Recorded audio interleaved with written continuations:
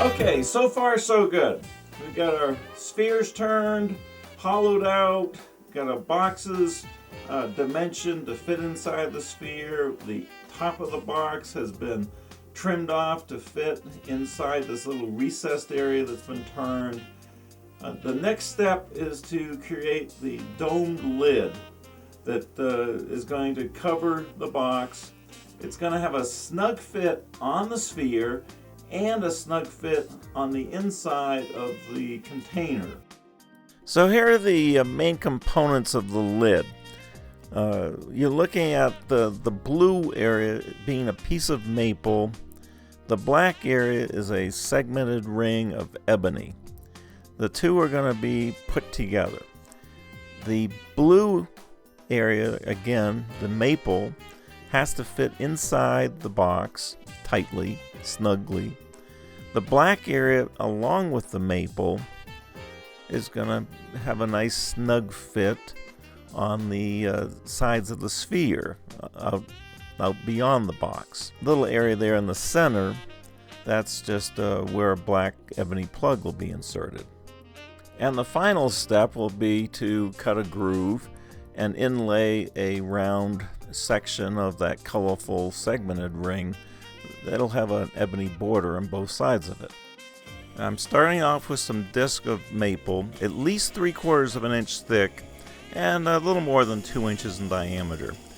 I'm going to go over and grab my segmented disc, get those cleaned up. I'll put just a smooth surface on them first so I can go to the drill press. I'm going to drill a centered hole. This bit will be more or less self-centering. This hole's about 9/16. Doesn't matter exactly what it is, but around 9/16. That's just a way for me to mount these very centered on this piece of wastewood.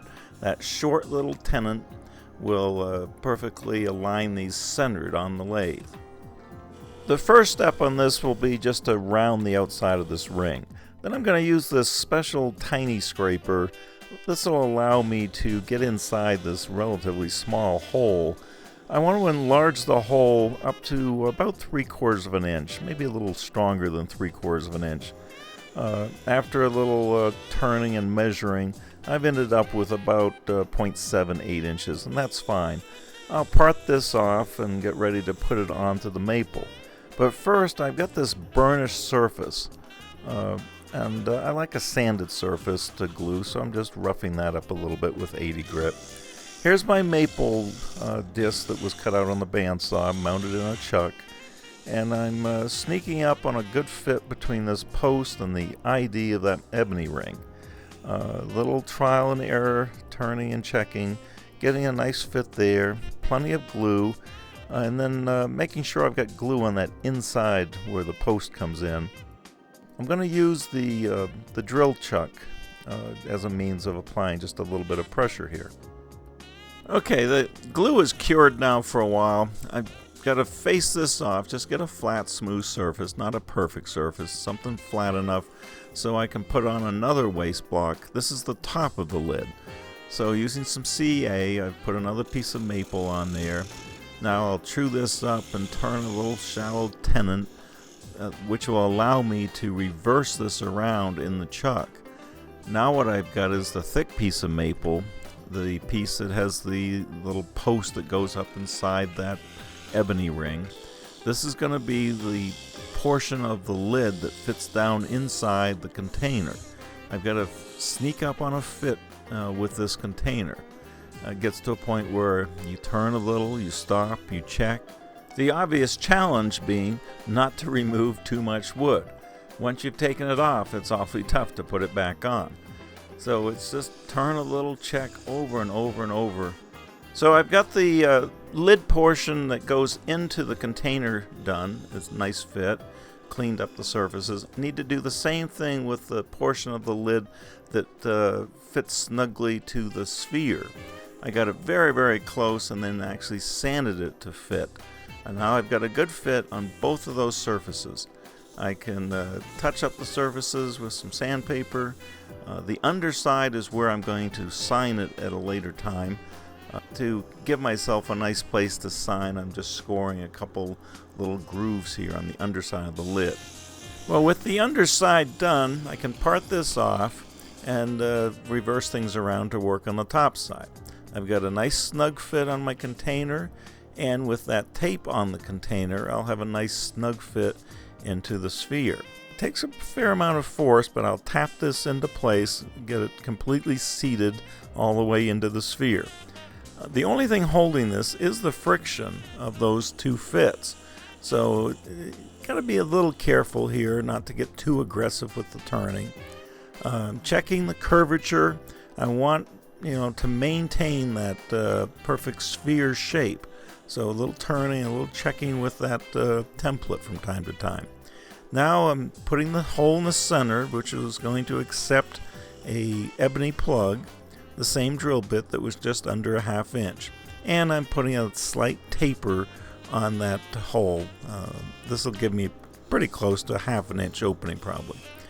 Parting tool cut here, just whittling away on this ebony, getting a groove that's going to accept my segmented green ring. But first I'll do the ebony plug. A little CA glue with accelerator allows me to quickly turn a very slightly tapered plug, sneaking up on this fit. The nice thing about this, if I get my plug a little too small, well, I just take off a little material and do it again on the same little piece of ebony. Got a nice fit there. I'll part this off and put it aside so I can now work on the green ring. Again, a shallow tenon with some CA and accelerator centers that very nicely. I'll just smooth up the outside, face off this side. That's the side that'll go inside the opening. Here's my little scraper tool again, enlarging the inside opening, getting it close to what is now the ebony post, checking it. You can work on that inside first because that's the surface that touches first. Sneaking up on the same kind of fit on the outside. Getting ever so close, turn a little, check again, and so forth. And now I've got it very, very close. Not quite perfect, but I'm going to turn around and part this off and attack the ebony a little bit to get the best fit I can. Still a little tight there, so I'll take just a little more ebony, sneak up on this fit. By doing it this way, I can see both sides of the ring, the inside and the outside. It's a little easier to do the final fit on the ebony. Ready for glue. I don't want to get any glue on that seam where the lid goes into the sphere, so I've protected that surface. Plenty of glue, spreading it around. A little pressure here, I can tap that with a hammer. Making sure I've got glue on all the surfaces. Spinning this around back and forth to drive all the excess glue out. And then as I finish up, making sure my rotational position gives me a bricklay effect between the two rings. So this is cured now for at least an hour. I'm using a little half-round scraper here, initially at a shear scrape angle, being very gentle, non-aggressive. Remember, it's still only friction holding that in place. The dome is a little high, still a little high. Now I've got it down to matching my template. Sanding it, power sanding up through the grits from 220 up to 400, and I reverse the direction occasionally, so I'm sanding in both directions. The final step, and very important step, is to cut these little grooves, these tiny little grooves at all the intersections. That's what's going to help hide the lid from all the other sides. Now, before going to the other 5 sides, I'm measuring and recording these various different diameters. That'll come in handy to know later on. I'm securing the lid with some tape and then positioning it with the button facing out. I've got to get this button to turn or to rotate very, very centered. So a little tapping, a little trial and error, tightening this keeper ring, eventually get that button to run true. A little scraper action cleans up the button. Now I need to create some ebony rings with dimensions that match the dimensions that were created when the lid was built. Here are those dimensions, and I'm pretty satisfied if I can get within a few hundredths. Now the second half of the ebony that was on the waste block, I might as well prepare that since it's mounted right there in front of me. Same kind of procedure. I've got a ring ready for later use. And while I'm at it, I might as well prepare this waste block and mount up another ebony ring for use later on. Again, CA glue and a little accelerator, and this will be ready for when I need it. Fitting up one of those ebony rings requires a lot of stop and go and check over and over.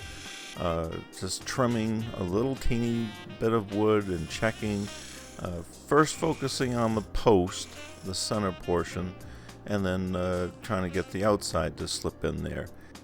Plenty of glue, checking all the surfaces, and then again the tailstock acts as a temporary clamp for a few minutes before I can take this off the lathe.